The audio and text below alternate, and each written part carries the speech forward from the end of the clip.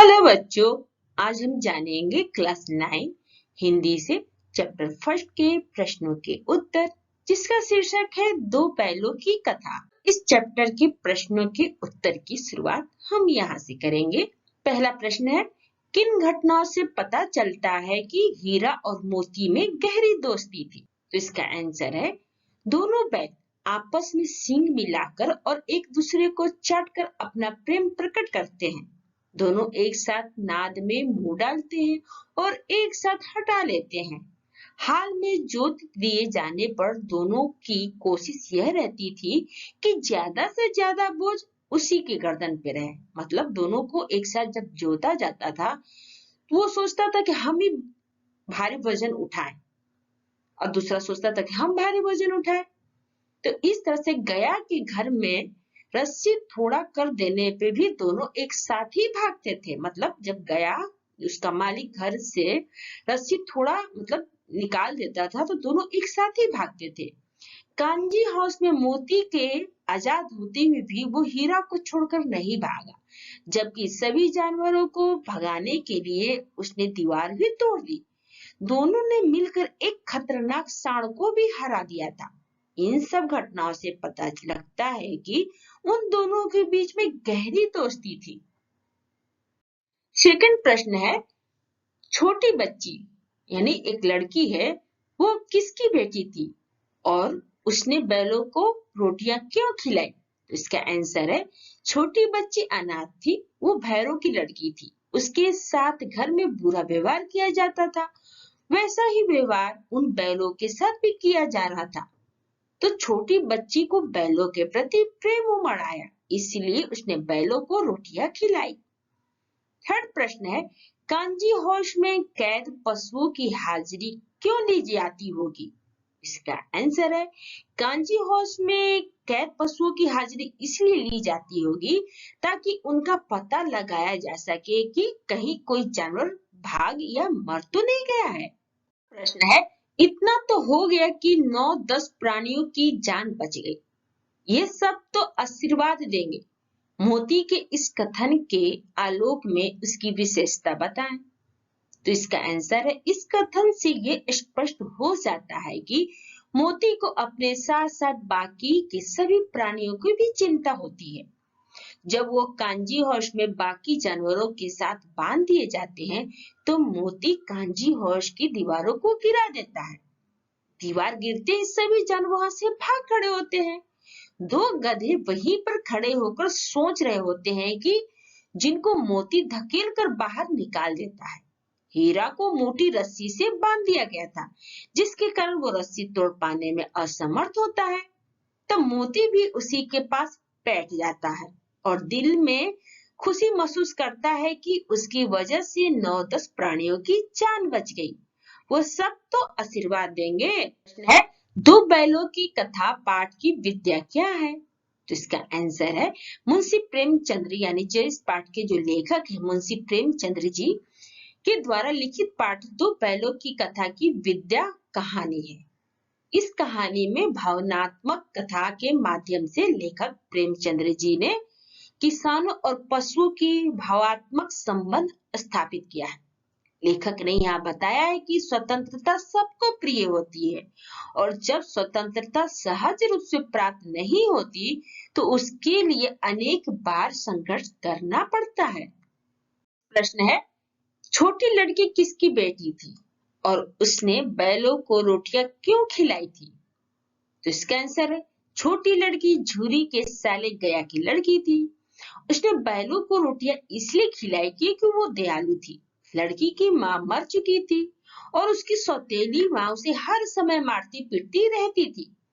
वो लड़की खुद एक पीड़ित लड़की थी, इसी कारण से बैलों पर हो रहे अत्याचार के प्रति उसे उनसे संवेदना थी। प्रश्न है, कहानी में बैलों के माध्यम से कौन कौन से नीति विषयक मूल्य उभर कर आए? तो इसका आंसर है, इस कहानी के माध्यम से निम्नलिखित नीति विषयक मूल्य उभर कर सामने आए हैं। पहला है, विपत्ति के समय हमेशा मित्र की सहायता करनी चाहिए। सेकंड है, आजादी के लिए हमेशा सजग एवं संघर्षशील रहना चाहिए। थर्ड है अपने समुदाय के लिए अपने हितों का त्याग करने के लिए तैयार रहना चाहिए। आजादी, चौथा है आजादी बहुत बड़ा मूल्य है।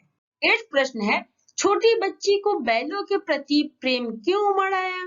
तो इसका आंसर है छोटी बच्ची की मां मर चुकी थी। ये दिन भर जोते जाते थे और उन्हें डंडे भी मारे जाते थे। उन्हें खाने को सूखा भूसा दिया जाता। उसे लगा कि बैलों के साथ सौतेला व्यवहार हो रहा है, इसलिए उसके मन में बैलों के प्रति प्रेम उमड़ आया था। वो रात को उन्हें एक एक रोटी खिला आती थी।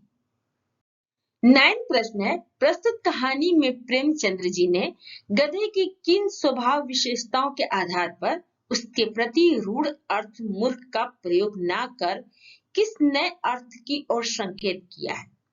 इसका आंसर है प्रस्तुत कहानी में प्रेमचंद जी ने गधे को सीधा, सहनशीलता, अक्रोधी, सुख दुख में समभाव से रहने वाले प्राणी बताते हुए उसे ऋषि मुनियों के सद्गुणों से युक्त बताया है। उसे एक सीधा साधा पशु बताते हैं जिसके चेहरे पर कभी भी असंतोष की छाया तक नहीं दिखाई देती है और रूखा सूखा खाकर भी संतुष्ट रहता है। प्रश्न है लेकिन औरत जात पर सींग चलाना मना है, ये भूल जाते हो हीरा के इस कथन के माध्यम से स्त्री के प्रति प्रेमचंद जी के दृष्टिकोण को स्पष्ट कीजिए। तो इसका आंसर है लेखक ने हीरा के इस कथन के माध्यम से इस ओर संकेत किया है कि हमारे समाज में स्त्री को सदा प्रताड़ित किया जाता है, उसे पुरुष की दासी के रूप में चित्रित किया जाता है, जिसे सब प्रकार से मारने पीटने का अधिकार पुरुष के पास होता है। उसका अपना कोई अस्तित्व नहीं होता है। स्त्री को सदा पुरुष पर आश्रित रहना पड़ता है।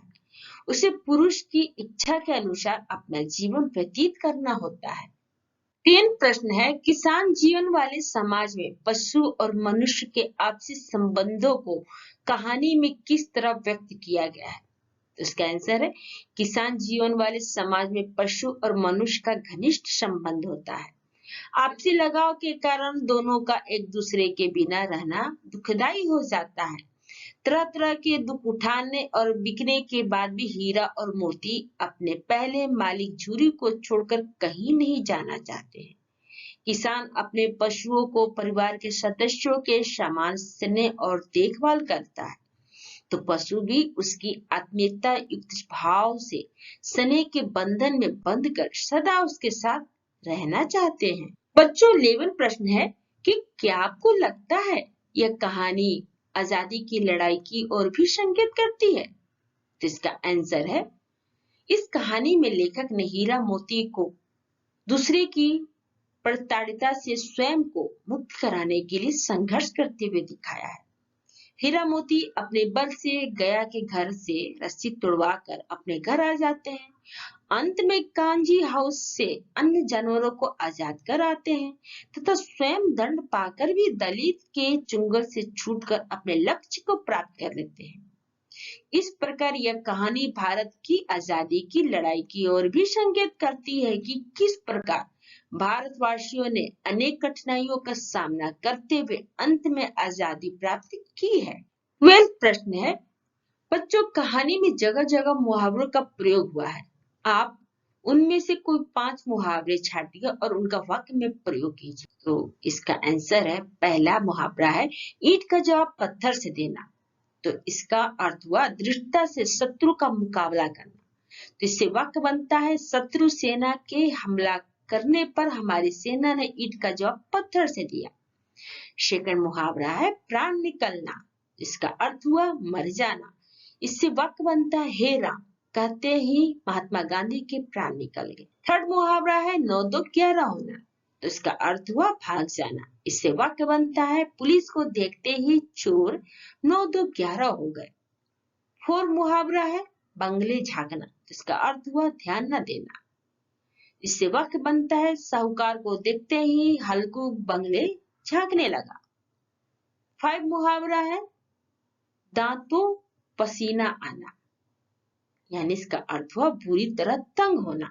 इससे वाक्य बनता है, मस्त हाथी को बस में करते समय महावत को दांतों पसीना आ गया। 13 प्रश्न है, लेखक ने गधे का छोटा भाई किसे और क्यों कहा है? तो इसका आंसर है, लेखक ने गधे का छोटा भाई बैल को कहा है। बैल को गधे का छोटा भाई इसलिए कहा है क्योंकि वो गधे से कम बेवकूफ नहीं है। वो अपना संतोष प्रकट करने के लिए कभी कभी मारता भी है और अपनी जिद पर अड़ जाने के कारण अड़ियल बैल कहलाने लगता है। 14 प्रश्न है, हीरा मोती ने स्वयं को सांड से कैसे बचाया?